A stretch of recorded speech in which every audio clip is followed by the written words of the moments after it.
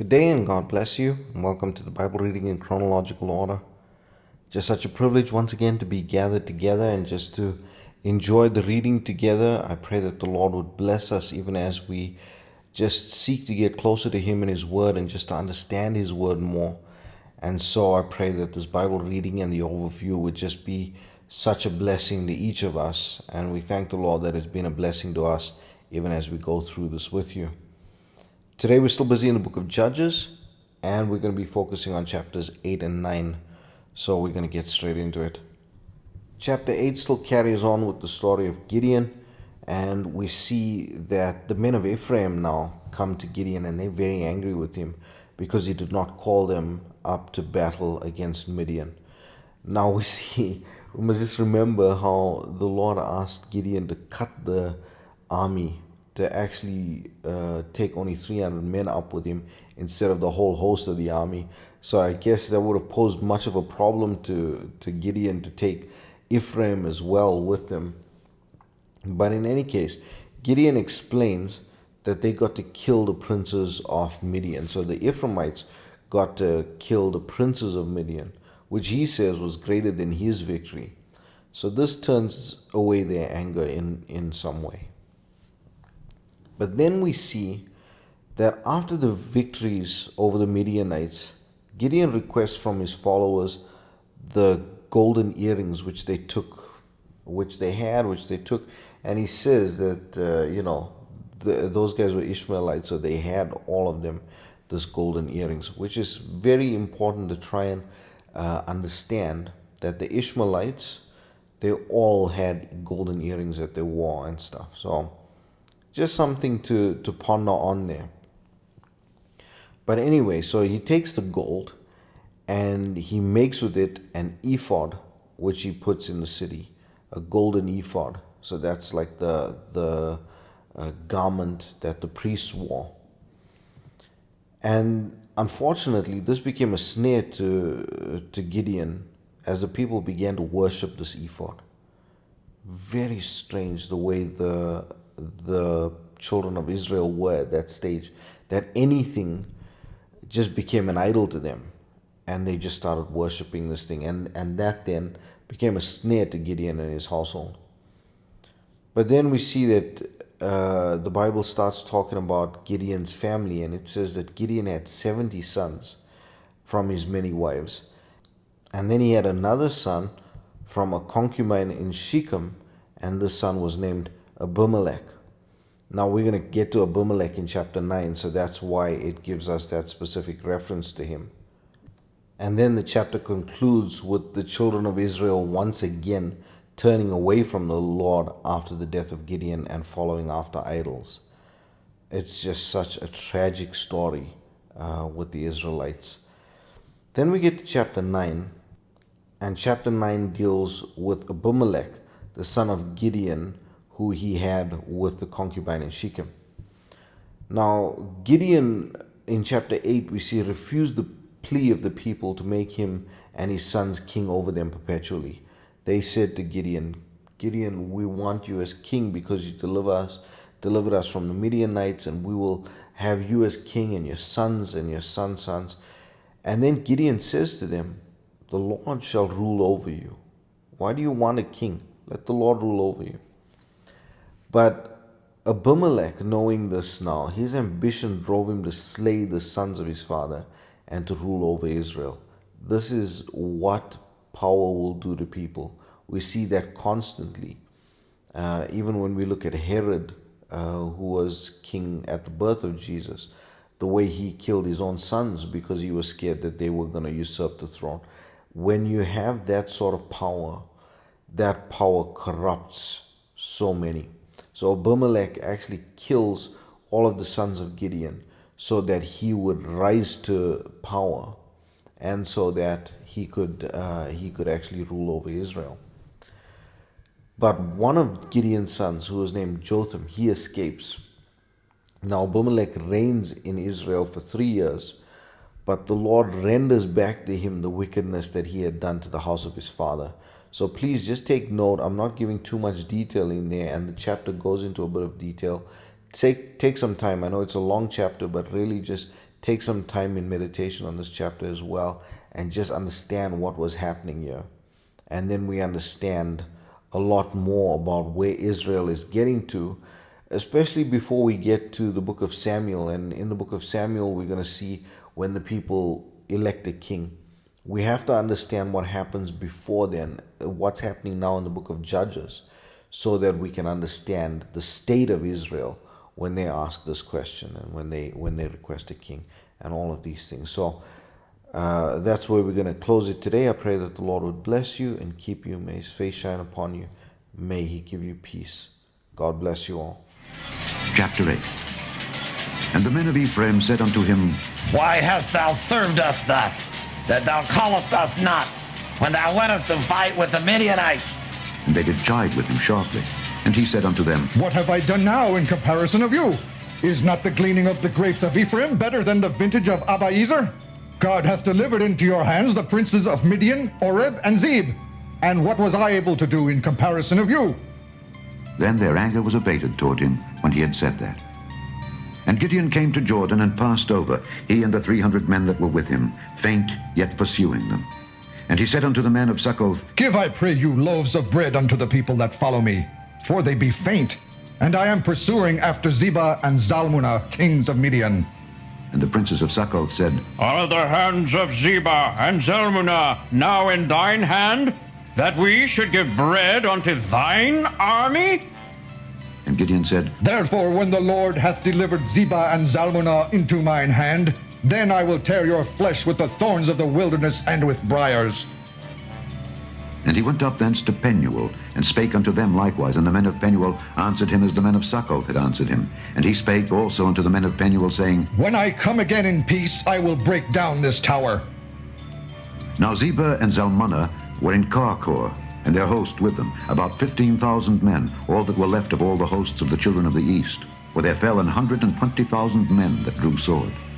And Gideon went up by the way of them that dwelt in tents on the east of Nobah and Jogbehah, and smote the host, for the host was secure. And when Zebah and Zalmunna fled, he pursued after them, and took the 2 kings of Midian, Zebah and Zalmunna, and discomfited all the host. And Gideon the son of Joash returned from battle before the sun was up, and caught a young man of the men of Succoth, and inquired of him. And he described unto him the princes of Succoth, and the elders thereof, even 70 men. And he came unto the men of Succoth, and said, Behold Zebah and Zalmunna, with whom ye did upbraid me, saying, Are the hands of Zebah and Zalmunna now in thine hand, that we should give bread unto thy men that are weary? And he took the elders of the city, and thorns of the wilderness and briars, and with them he taught the men of Succoth. And he beat down the tower of Penuel, and slew the men of the city. Then said he unto Zebah and Zalmunna, What manner of men were they whom ye slew at Tabor? And they answered, As thou art, so were they. Each one resembled the children of a king. And he said, They were my brethren, even the sons of my mother, as the Lord liveth. If ye had saved them alive, I would not slay you. And he said unto Jether his firstborn, Up, and slay them! But the youth drew not his sword, for he feared, because he was yet a youth. Then Zebah and Zalmunna said, Rise thou, and fall upon us, for as the man is, so is his strength. And Gideon arose and slew Zebah and Zalmunna, and took away the ornaments that were on their camels' necks. Then the men of Israel said unto Gideon, Rule thou over us, both thou and thy son's son also, for thou hast delivered us from the hand of Midian. And Gideon said unto them, I will not rule over you, neither shall my son rule over you. The Lord shall rule over you. And Gideon said unto them, I would desire a request of you, that ye would give me every man the earrings of his prey. For they had golden earrings, because they were Ishmaelites. And they answered, We will willingly give them. And they spread a garment, and did cast therein every man the earrings of his prey. And the weight of the golden earrings that he requested was 1,700 shekels of gold, beside ornaments and collars and purple raiment that was on the kings of Midian, and beside the chains that were about their camels' necks. And Gideon made an ephod thereof, and put it in his city, even in Ophrah. And all Israel went thither a-whoring after it, which thing became a snare unto Gideon and to his house. Thus was Midian subdued before the children of Israel, so that they lifted up their heads no more. And the country was in quietness 40 years in the days of Gideon. And Jerubbaal the son of Joash went and dwelt in his own house. And Gideon had 70 sons of his body begotten, for he had many wives. And his concubine that was in Shechem, she also bare him a son, whose name he called Abimelech. And Gideon the son of Joash died in a good old age, and was buried in the sepulchre of Joash his father, in Ophrah of the Abiezrites. And it came to pass, as soon as Gideon was dead, that the children of Israel turned again, and went a-whoring after Baalim, and made Baal-berith their god. And the children of Israel remembered not the Lord their God, who had delivered them out of the hands of all their enemies on every side. Neither showed they kindness to the house of Jerubbaal, namely Gideon, according to all the goodness which he had showed unto Israel. Chapter 9. And Abimelech the son of Jerubbaal went to Shechem unto his mother's brethren, and communed with them, and with all the family of the house of his mother's father, saying, Speak, I pray you, in the ears of all the men of Shechem, whether is better for you, either that all the sons of Jerubbaal, which are 70 persons, reign over you, or that one reign over you. Remember also that I am your bone and your flesh. And his mother's brethren spake of him in the ears of all the men of Shechem all these words, and their hearts inclined to follow Abimelech, for they said, He is our brother. And they gave him 70 pieces of silver out of the house of Baal-berith, wherewith Abimelech hired vain and light persons which followed him. And he went unto his father's house at Ophrah, and slew his brethren, the sons of Jerubbaal, being 70 persons, upon one stone. Notwithstanding, yet Jotham, the youngest son of Jerubbaal, was left, for he hid himself. And all the men of Shechem gathered together, and all the house of Millo, and went and made Abimelech king, by the plain of the pillar that was in Shechem. And when they told it to Jotham, he went and stood in the top of Mount Gerizim, and lifted up his voice, and cried, and said unto them, Hearken unto me, ye men of Shechem, that God may hearken unto you. The trees went forth on a time to anoint a king over them. And they said unto the olive tree, Reign thou over us. But the olive tree said unto them, Should I leave my fatness, wherewith by me they honor God and man, and go to be promoted over the trees? And the trees said to the fig tree, Come thou and reign over us. But the fig tree said unto them, Should I forsake my sweetness and my good fruit, and go to be promoted over the trees? Then said the trees unto the vine, Come thou and reign over us. And the vine said unto them, Should I leave my wine, which cheereth God and man, and go to be promoted over the trees? Then said all the trees unto the bramble, Come thou and reign over us. And the bramble said unto the trees, If in truth ye anoint me king over you, then come and put your trust in my shadow. And if not, let fire come out of the bramble and devour the cedars of Lebanon. Now therefore, if ye have done truly and sincerely, in that ye have made Abimelech king, and if ye have dealt well with Jerubbaal and his house, and have done unto him according to the deserving of his hands, for my father fought for you, and adventured his life far, and delivered you out of the hand of Midian, and ye are risen up against my father's house this day, and have slain his sons 70 persons upon one stone, and have made Abimelech the son of his maidservant king over the men of Shechem, because he is your brother. If ye then have dealt truly and sincerely with Jerubbaal, and with his house this day, then rejoice ye in Abimelech, and let him also rejoice in you.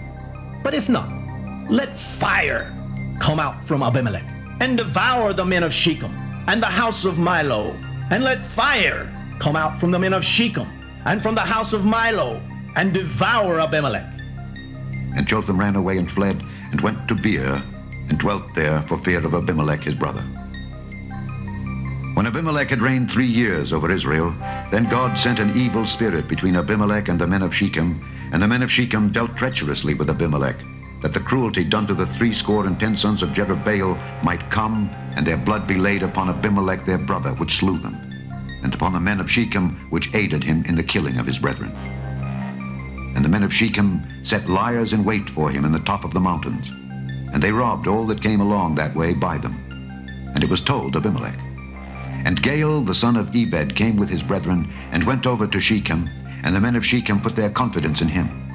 And they went out into the fields, and gathered their vineyards, and trode the grapes, and made merry, and went into the house of their God, and did eat and drink, and cursed Abimelech.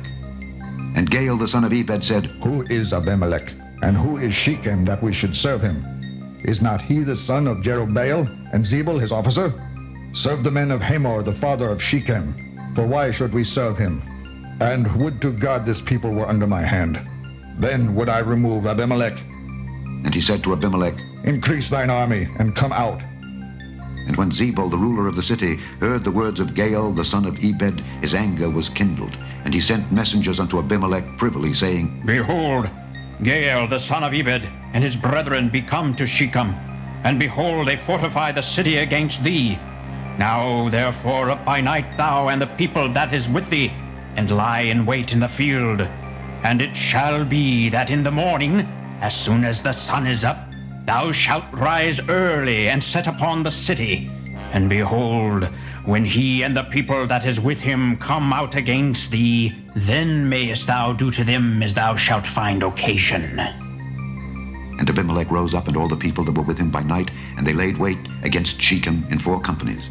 And Gaal the son of Ebed went out, and stood in the entering of the gate of the city. And Abimelech rose up, and the people that were with him, from lying in wait. And when Gaal saw the people, he said to Zebul, Behold, there come people down from the top of the mountains. And Zebul said unto him, Thou seest the shadow of the mountains as if they were men. And Gaal spake again and said, See, there come people down by the middle of the land, and another company come along by the plain of Meonanim. Then said Zebul unto him, Where is now thy mouth, wherewith thou saidst, Who is Abimelech, that we should serve him? Is not this the people that thou hast despised? Go out, I pray now, and fight with them. And Gaal went out before the men of Shechem, and fought with Abimelech. And Abimelech chased him, and he fled before him, and many were overthrown and wounded, even unto the entering of the gate. And Abimelech dwelt at Arumah, and Zebul thrust out Gaal and his brethren, that they should not dwell in Shechem. And it came to pass on the morrow that the people went out into the field, and they told Abimelech. And he took the people and divided them into 3 companies, and laid wait in the field, and looked, and behold, the people were come forth out of the city. And he rose up against them, and smote them. And Abimelech and the company that was with him rushed forward, and stood in the entering of the gate of the city. And the 2 other companies ran upon all the people that were in the field, and slew them. And Abimelech fought against the city all that day. And he took the city, and slew the people that was therein, and beat down the city, and sowed it with swords. And when all the men of the tower of Shechem heard that, they entered into an hold of the house of the god Berith. And it was told Abimelech that all the men of the tower of Shechem were gathered together.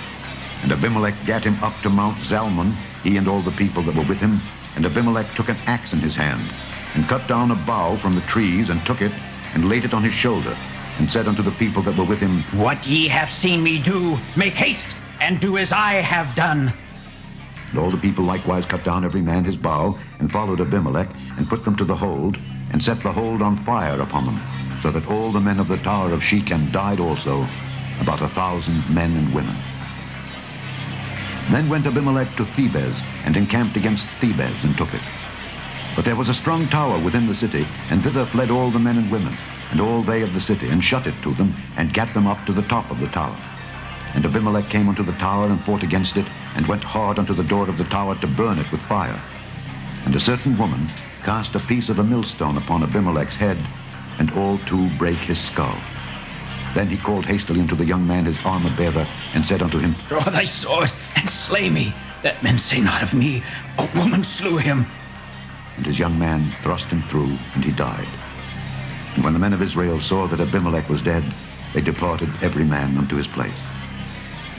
Thus God rendered the wickedness of Abimelech, which he did unto his father, in slaying his 70 brethren. And all the evil of the men of Shechem did God render upon their heads. And upon them came the curse of Jotham, the son of Jerubbaal.